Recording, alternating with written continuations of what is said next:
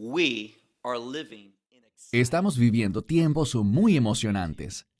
Permítanme asegurarles que estamos viviendo momentos de extrema importancia. ¿Por qué?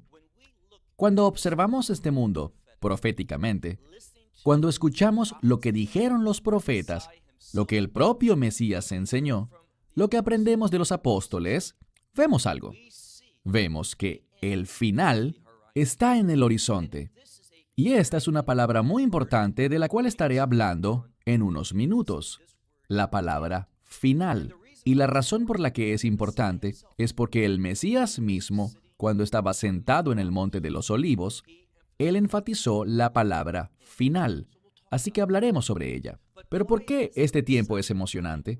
¿Por qué es significativo? Porque vemos cosas que ya están sucediendo. No hace mucho tiempo, alguien me hizo una pregunta, y era que si yo esperaba presenciar el regreso del Mesías, hablando de manera específica sobre nuestra esperanza bendita, el rapto. Yo tengo 56 años de edad y una expectativa normal de vida me dice que si todo marcha según el promedio, aunque usualmente no es así, me quedan aproximadamente 24 años de vida. Yo creo que los eventos de los tiempos finales están tan cerca que el tiempo final de este mundo sucederá antes del momento de mi muerte. Esa es mi creencia. Y tengo bases para pensar así, conforme a lo que estamos viendo ocurrir hoy en día. Debemos dejar a la palabra de Dios hablarnos, pero ten cuidado, porque no sabemos ni el día ni la hora. Y los acontecimientos pueden lucir muy cercanos, pero luego prolongarse. Es muy peligroso que las personas vaticinen fechas, días y datos por el estilo.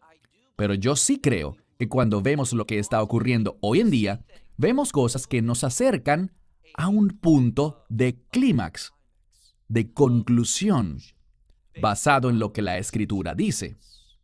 Pero esto es lo que quiero que escuches. Porque, ¿qué inició todo este debate? Es el tiempo que estamos viviendo al momento de grabar este video. Este tiempo tan singular, el tiempo del coronavirus. Y lo digo porque el mundo ha cambiado tan rápidamente. No solo aquí o allá, en este país o en aquella área, sino prácticamente en el mundo entero. Todos estamos experimentando las mismas cosas. Hemos hablado con amigos en Singapur, hemos hablado con amigos en Australia, hemos hablado con amigos en Europa, en Norteamérica, en Suramérica, en América Central, en todas partes. Y ellos están atravesando las mismas cosas. Les preguntamos, ¿qué puedes hacer y qué no puedes hacer? Y son más o menos las mismas cosas en todas partes. Lo que quiero enfatizar es lo siguiente. Debemos entender que existen eventos proféticos que deben ocurrir que nos dicen dónde estamos en el calendario profético. Y cuando miramos al coronavirus, ¿es este un evento de los últimos días? En el siguiente sentido, ¿es este virus algo que nos indica que estamos ya dentro de los 7 años finales? No lo es. Nos dice que estamos en el tiempo, y nos enfocaremos en esto en unos minutos, en el tiempo que Yeshua llamó dolores de parto, tiempos de angustia. Podemos tener seguridad de que los dolores de parto no han empezado todavía de manera seria, pero esto es lo que debes entender. Existen señales que indican que nos estamos moviendo hacia allá. Las cosas están alineándose hacia esos dolores de parto. ¿Por qué estoy tan seguro de que el coronavirus no es un evento de los últimos días, ni un evento relacionado con los dolores de parto? Porque he leído lo que dijo el Mesías. Si ves, por ejemplo, en Mateo 24, Marcos 13, Lucas 21, él enseña en esos 3 evangelios distintos el mensaje de los últimos días. Y cuando él habla sobre los dolores de parto, él dice que habrán guerras y rumores de guerras. Y sí, hay conflictos hoy en día y algunas guerras, pero veo con muchísima fuerza en el mensaje de Yeshua que estas guerras serán mucho más significativas Y no solo las guerras, sino que dice que también un grupo étnico se levantará contra otro grupo étnico. Algunos dirán que una nación se levantará contra otra nación. Pero si revisas bien esa palabra griega, es de la que obtenemos la palabra etnia en español. Así que será un grupo étnico que se levantará contra otro. Esto está ocurriendo hoy, pero no en la magnitud con la que ocurrirá. Y luego la escritura dice que habrán hambrunas. Bien, hay escasez de comida en diferentes lugares, pero no a tal punto que nos haga concluir que ya estamos en los dolores de parto. Y también dice que habrán pestilencias. La palabra en griego, loimoi, está en plural. Así que tendrán que ocurrir pestilencias, es decir, muchas de ellas. Esto es lo que quiero decir. Cuando analizo el tema del coronavirus, lo que veo es lo siguiente. Veo un evento que le otorga mucho más énfasis a cómo los gobiernos están respondiendo al virus que a la enfermedad per se. Con esto no pretendo minimizar el sufrimiento de la gente que lo ha tenido, porque es una enfermedad muy perturbadora y altamente dolorosa, profundamente perturbadora. Y sabemos que muchas personas han muerto debido a ella. Y ciertamente no es mi intención ni mi deseo menospreciar esa realidad ni trivializarla. Es importante desde la perspectiva de las familias. Pero lo que tiene más peso desde el punto de vista profético es la manera como los gobiernos están respondiendo ante este hecho. Y una de las maneras como están respondiendo es inyectando una gran cantidad de dinero.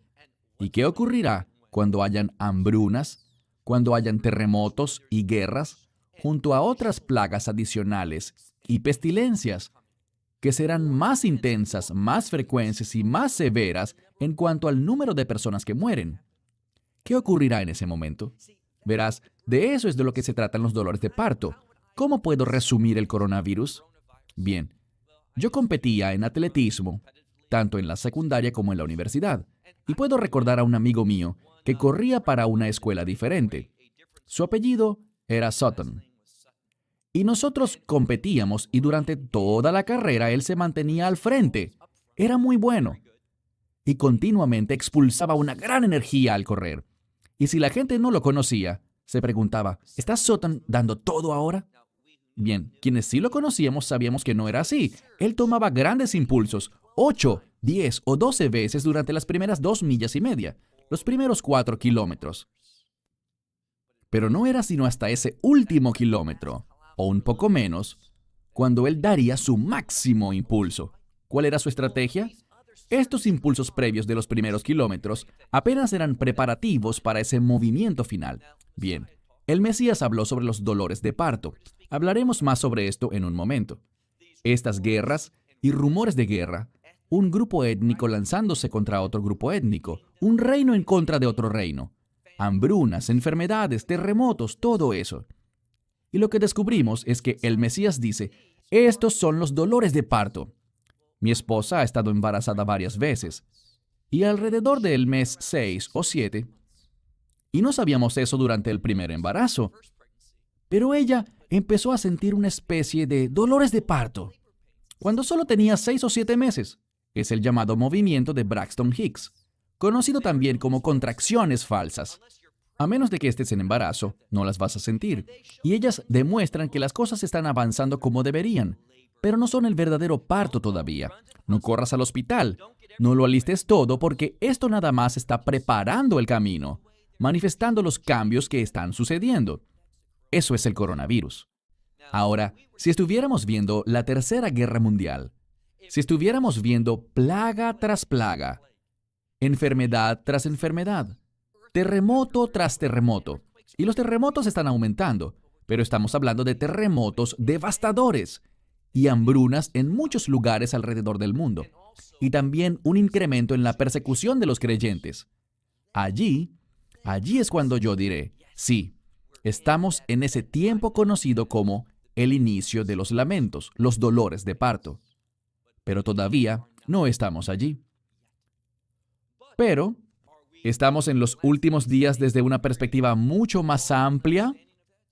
Sí. ¿Por qué lo digo? En este sentido amplio, existen otras señales, y estas señales están ocurriendo hoy, no en su máxima expresión, pero están empezando a verse, y hablaré inicialmente de una de ellas.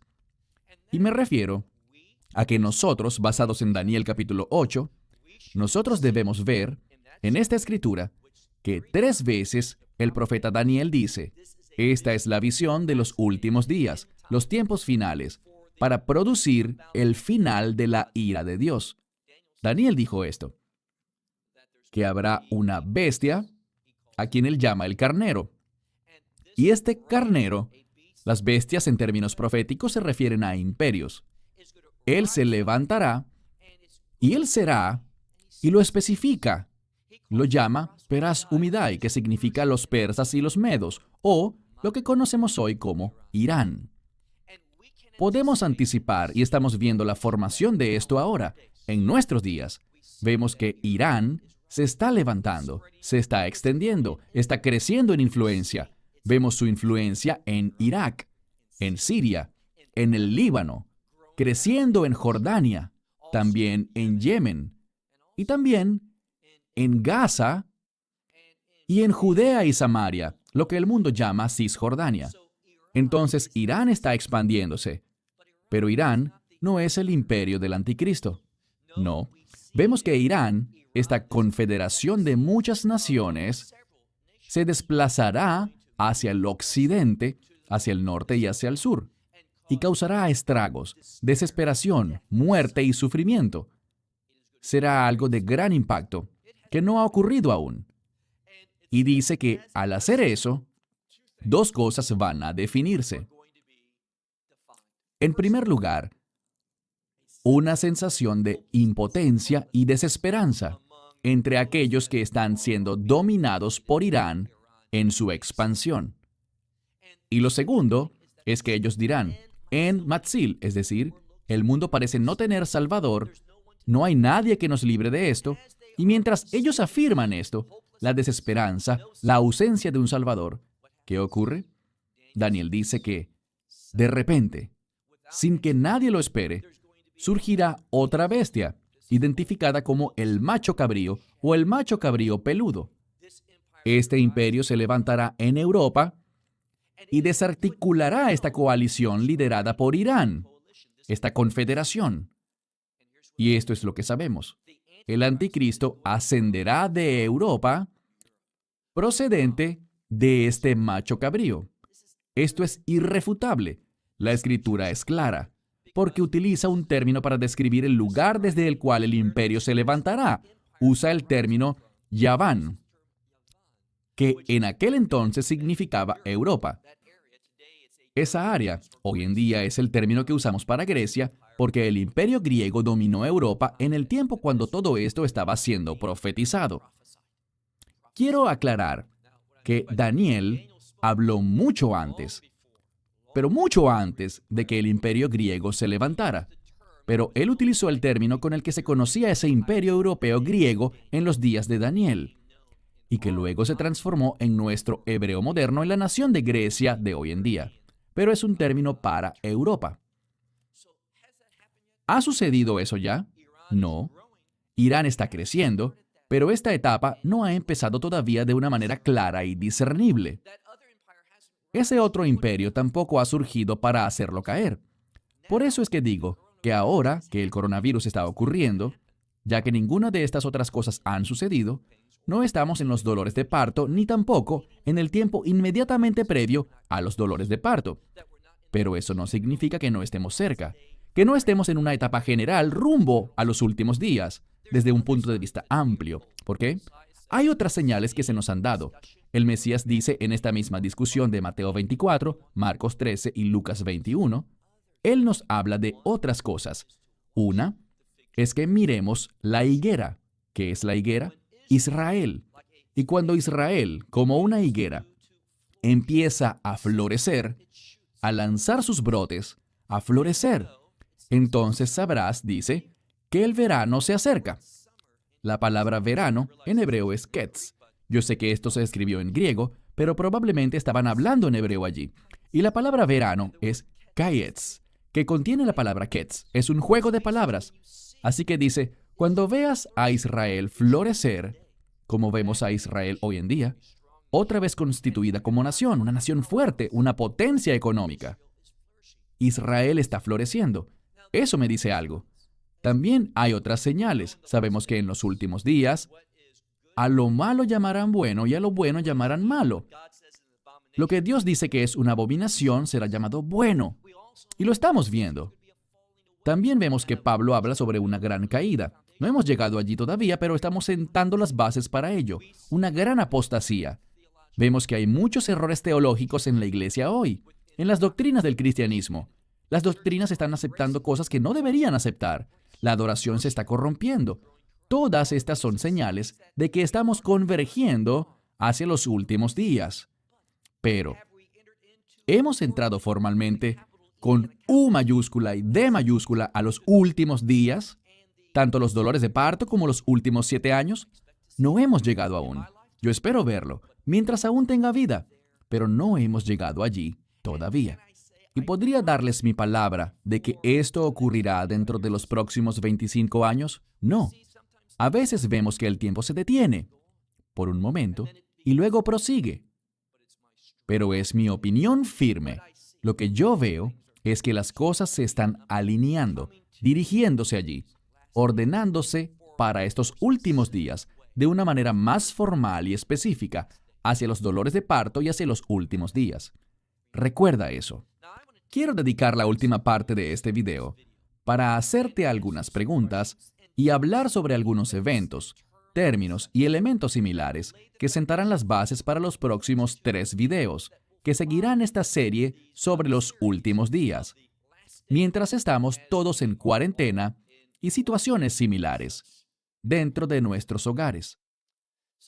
La gente está pensando en los últimos días, por lo que considero que es bueno que hablemos de los últimos días. Una de las preguntas que recibo con frecuencia es con respecto a los 144,000, mencionados en Apocalipsis capítulos 7 y 14. Son pasajes muy interesantes de la Escritura. Estos 2 capítulos que se refieren a un evento extremadamente significativo. Sabemos que en Apocalipsis capítulo 7 todo lo que se nos dice es esto, que estos 144,000 serán sellados, y serán sellados a razón de 12,000 por cada una de las 12 tribus, de las cuales Dan no se menciona, sino que la tribu de Manasés reemplaza a Dan. Eso es todo lo que se nos dice al respecto, y que son sellados antes de que caiga la ira de Dios. Bien, lo que escucharás a muchas personas decir es esto. Tú oirás a muchos decir que estos son 144,000 evangelistas judíos. Existe un maestro de la Biblia muy popular en Estados Unidos, específicamente en California, por quien siento profundo respeto. Pero lo escuché decir algo bastante problemático. Y es que estos 144,000 son evangelistas judíos que van a producir, y lo citaré textualmente, el mayor avivamiento espiritual en la historia. Esas son sus palabras. Ahora les haré a ustedes que me escuchan 2 preguntas al respecto. Vamos a hablar más a profundidad en otro video sobre los 144,000. Pero ahora solo quiero preguntarles algo y es lo siguiente. Muéstrame el pasaje bíblico que dice que estos 144,000 son evangelistas judíos. ¿Son judíos? Sí lo son. ¿Son evangelistas? No conozco ningún lugar en las Escrituras donde se afirme esto. Conozco la inferencia, pues ellos usan un pasaje en Apocalipsis 7 y uno en Joel. Pero esto no tiene que ver con eso. Estoy escribiendo un artículo mientras estamos grabando estos videos sobre los 144,000, el cual será más específico para tratar con estos asuntos. Pero no existe versículo que diga claramente que estos 144,000 varones judíos sean efectivamente evangelistas y que vayan a producir un avivamiento espiritual. No lo vemos en la Escritura. Corrígeme si estoy equivocado y compárteme ese verso de la Escritura, por favor. Sé lo que dice la gente y los versos que utilizan, pero ninguno de ellos indica que sean evangelistas. no hablan sobre ningún avivamiento espiritual que vaya a ocurrir. De hecho, cuando vemos el tiempo de la tribulación, y déjame decir que todos están de acuerdo y creen que estos 144,000 evangelistas judíos, atención, yo creo en los 144,000, pero no creo que sean evangelistas porque la palabra de Dios no lo dice. Es una idea que ha sido inferida, racionalizada, basada en la lógica de la gente, y la Biblia nos previene firmemente de confiar en nuestro propio entendimiento antes de confiar en cualquier versículo claro de las Escrituras. Entonces, envíame este versículo, lo leeré, confesaré mi error e incluso haré público tu nombre como la persona que me hizo entender lo correcto. Estaré feliz de hacerlo. Pero yo no encuentro ninguna escritura que diga esto claramente. Ahora, hay otra cosa. Cuando vemos a estos últimos 7 años, esta séptima semana final, esto es lo que Daniel profetizó. Él profetizó sobre 70 semanas, y una semana bíblicamente, proféticamente, no son 7 días, sino 7 años. Y al estudiar esto, dentro de esos 7 años, no vemos que se hable de un gran avivamiento espiritual para las naciones. Bien, llegará a Israel, una buena parte de ellos, un gran remanente. ¿Llegará a la fe en los últimos días al final? Sí, pero no por medio de ninguna proclamación de 144,000 evangelistas judíos. De hecho, quienes estarán proclamando algo durante este tiempo no serán los 144,000, sino que encontramos a 2 personajes más. Uno, si miramos en Apocalipsis 14, aquel que toma el evangelio es un ángel. Es lo que dice la Biblia, no los 144,000. Lee Apocalipsis 14 con cuidado. Hablaremos de esto en nuestro video y en nuestro artículo sobre los 144,000. Pero anota esto, es un ángel. Del mismo modo, la segunda figura, que realmente son 2 personas, son los 2 testigos que le hablarán a Israel. Yo no encuentro ningún pasaje de la Escritura que indique que en estos últimos 7 años serán tiempos de avivamiento espiritual. De hecho, es justo lo opuesto. ¿Por qué? Bien, Pablo habla sobre Dios y la plenitud de los gentiles, que Dios ha cegado a Israel por una temporada, parcialmente, y que Él le ha entregado el Evangelio a las naciones. Pero cuando la plenitud de los gentiles entre, cuando eso ocurra, Él volverá su atención de nuevo hacia Israel. Eso es lo que ocurrirá especialmente en esos últimos 3 años y medio. El énfasis está sobre Israel. En segundo lugar, cuando miramos el juicio de las trompetas y el juicio de las copas, que realmente hablan de la ira de Dios, encontraremos esto. Esta ira estará cayendo sobre las naciones. Y dice, en 3 versículos, 1 para las trompetas y 2 para las copas, en 3 versículos, encontramos que ellos no se arrepintieron de sus maldades y nos da una lista de distintos pecados: idolatría, robo, blasfemias, inmoralidad sexual, idolatría, homicidio. Ellos no se arrepintieron de estas cosas. No abandonaron a los dioses de oro y plata y bronce y piedra y madera. Ellos no se arrepintieron. De nuevo, muéstrame el verso que dice que habrá un gran avivamiento espiritual entre los gentiles en los últimos 7 años y que será dirigido por 144,000 evangelistas judíos. He escuchado esta enseñanza y creo que él es una gran persona, un individuo excepcional. Y él tiene videos al respecto y expone sobre este tema. Pero no es sano bíblicamente. No es correcto. No está soportado por el texto bíblico. ¿Qué es lo que vemos? Vemos lo siguiente. Vamos a ver enfatizada una promesa. Eso es lo que vemos y percibimos. Y la promesa es esta. En la primera carta de Pablo a los Tesalonicenses, capítulo 5, versículo 9. Primera a los Tesalonicenses 5:9. Un verso de suprema importancia sobre los últimos días para los creyentes. De hecho, está dirigido a los creyentes. Él nos dice allí que Dios no te ha destinado a ti, como creyente, a alguien que ha recibido personalmente el mensaje del Evangelio. el mensaje de salvación del Mesías Yeshua, quien murió en la cruz, quien derramó su sangre. A nosotros que recibimos ese evangelio, Él nos dice: ustedes no han sido destinados para ira, sino para obtener la salvación. Cuando vemos el pasaje de la Escritura que habla sobre la esperanza bendita, el rapto, dice que la esperanza bendita es esta: que nosotros vamos a ser removidos, tomados de este mundo, antes de que la ira de Dios caiga. Lee Tito capítulo 2, verso 13. Permítanme compartir con ustedes, en términos claros, algo con respecto al rapto. Y es lo siguiente. Cuando Pablo habla, nos dice que no quiere que seamos ignorantes, y dice que cuando el Mesías regrese, y allí no habla de su segunda venida, hablaremos de eso en un momento, pero cuando el Mesías regrese, y en ese tiempo la esperanza bendita, el rapto, Él viene, pero no viene a Jerusalén. Esa es la segunda venida. No, cuando Él venga, en la esperanza bendita, el rapto, Él solo llegará hasta el cielo. Y dice que los muertos en el Mesías, no hablando de sus almas, está hablando de sus cuerpos que están enterrados, donde quiera que estén. Dice que los muertos en Cristo resucitarán primero. ¿Qué significa? Que sus cuerpos. ¿Dónde están sus almas? ¿La esencia verdadera de cada quien? La Biblia dice que estar ausentes del cuerpo es estar presentes con el Señor. Recuerden lo que el Mesías dijo a ese ladrón en la cruz que se arrepintió: hoy tú estarás conmigo en el paraíso.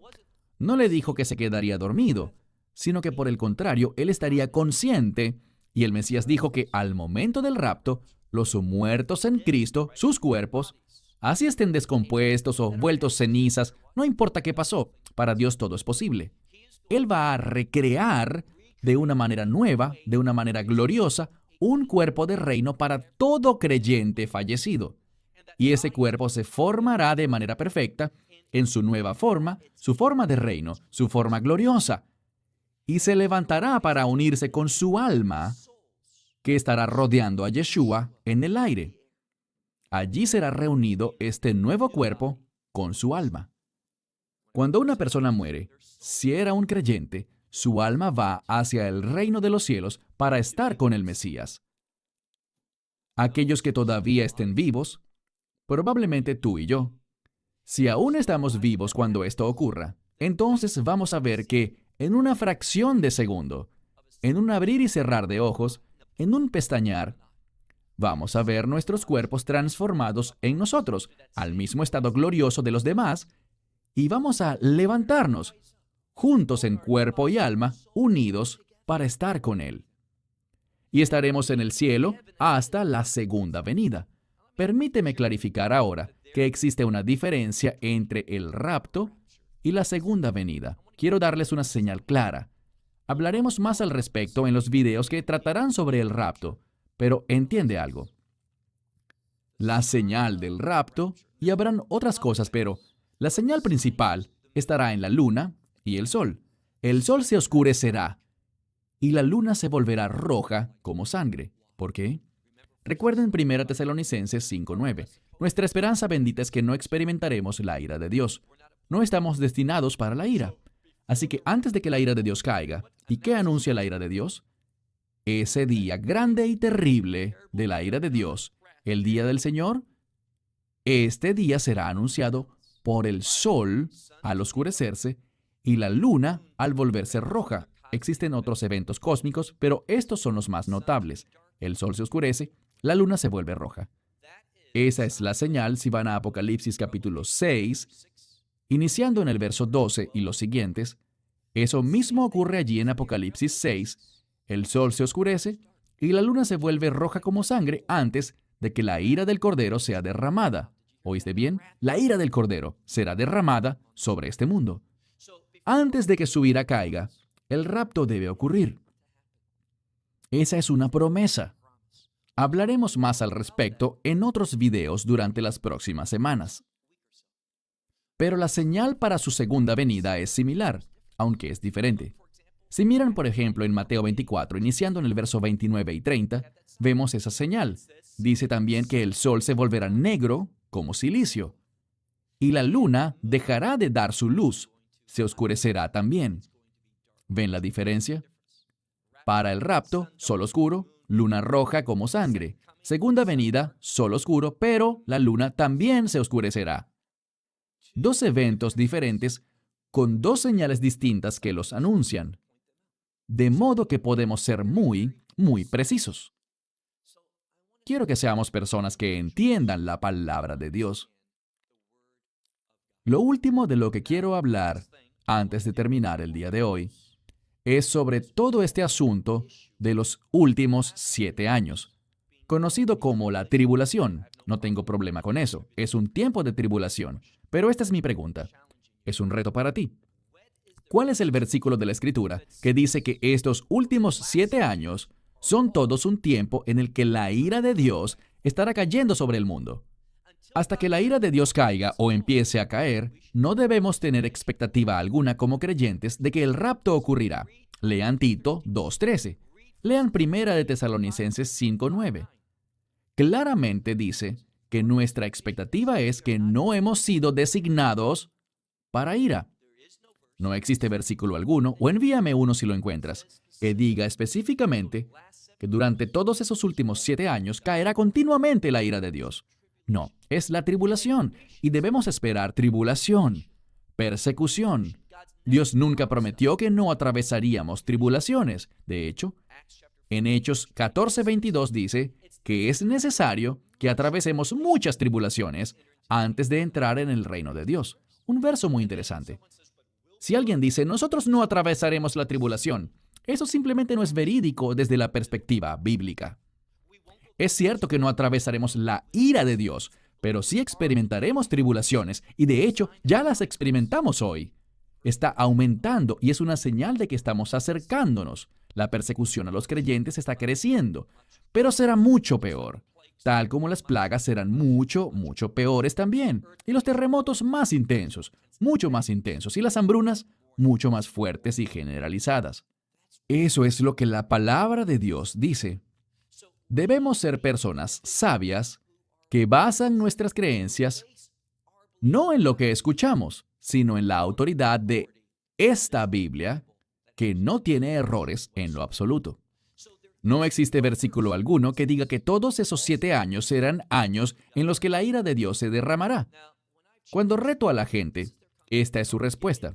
Ellos no me dan versículos, sino que me dicen, pero mira los eventos de los últimos 7 años. ¿Acaso no son horribles, Baruch? Y les digo, sí, son horribles.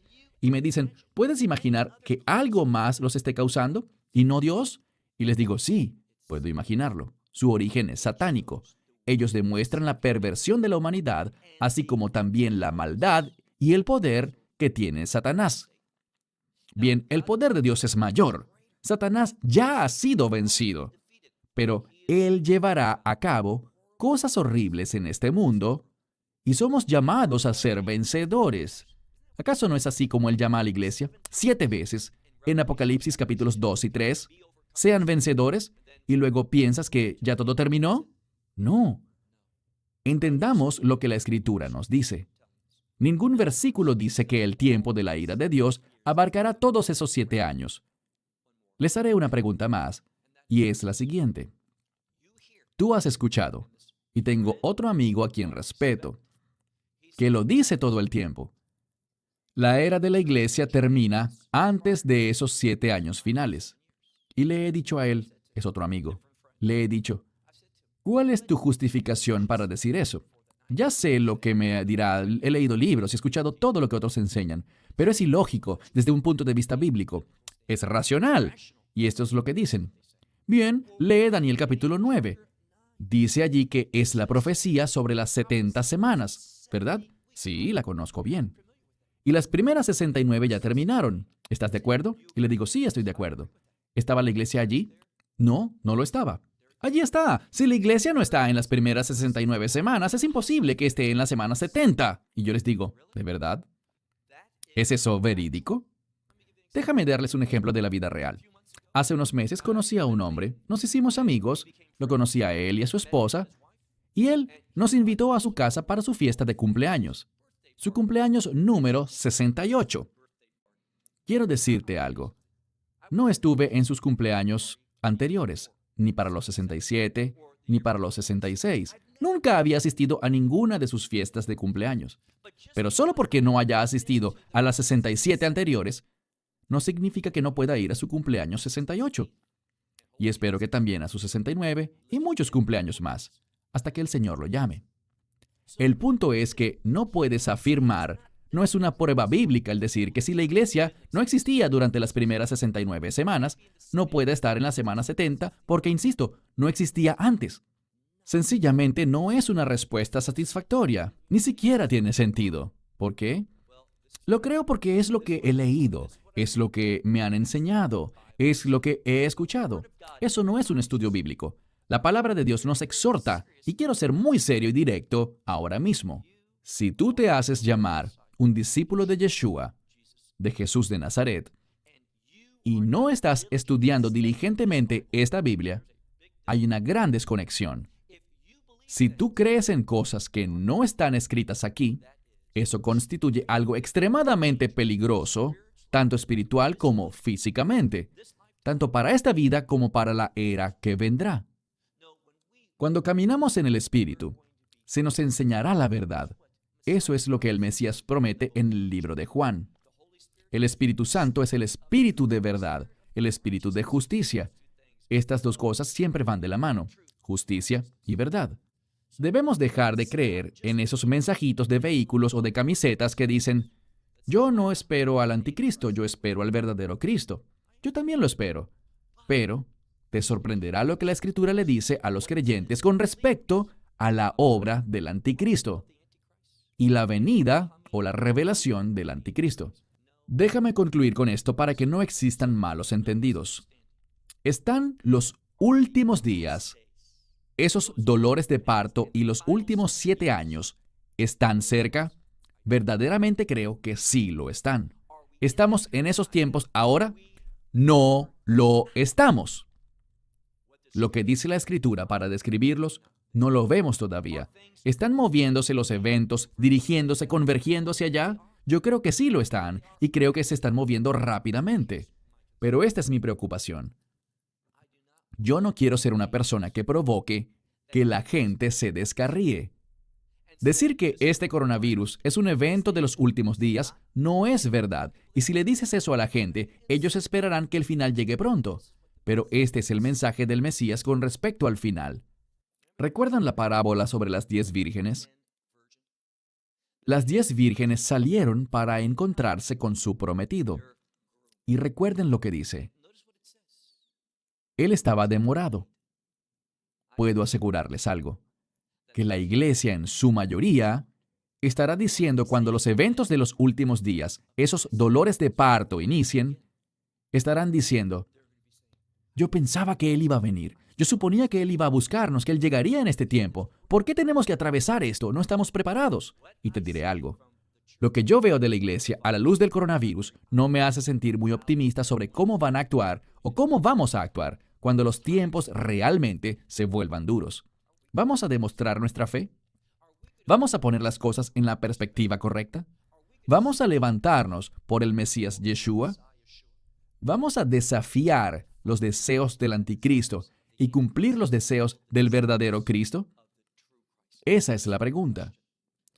Desafortunadamente, en este momento, cuando veo a la iglesia en un sentido amplio, no me siento optimista. Pero creo que esos tiempos de dificultad, esas tribulaciones y pruebas que vendrán, nos van a fortalecer, nos darán una perspectiva nueva, provocarán que las personas vean las Escrituras más de cerca y dejen simplemente de escuchar a otras personas y empiecen a estudiar para mostrarse a sí mismos aprobados.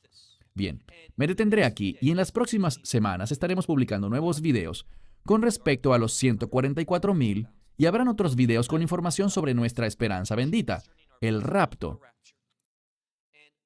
Videos que nos darán una visión general sobre los últimos días para que podamos conocer la verdad y por tanto tener las expectativas correctas. Bien, me despido desde Israel. Espero desde ya la próxima cita en la que tenga el privilegio de compartir con ustedes mensajes de este libro perfecto que Dios nos ha confiado a ti y a mí. Shalom. to me. Shalom. Esperamos que te hayas edificado con el mensaje de hoy y lo compartas con otros. Te invitamos a seguir nuestros estudios cada semana por este canal y por el portal de YouTube de Amarás a Israel. También puedes descargar nuestra aplicación móvil gratuita, Mi Estudio Bíblico. Finalmente, para obtener más información sobre nosotros, visita nuestra web amarasaisrael.org, donde encontrarás otras conferencias de Baruch en audio, video y texto. Hasta el próximo programa. Que el Señor te bendiga en Yeshua HaMashiach, Jesús el Mesías, mientras caminas con Él. Shalom desde Israel.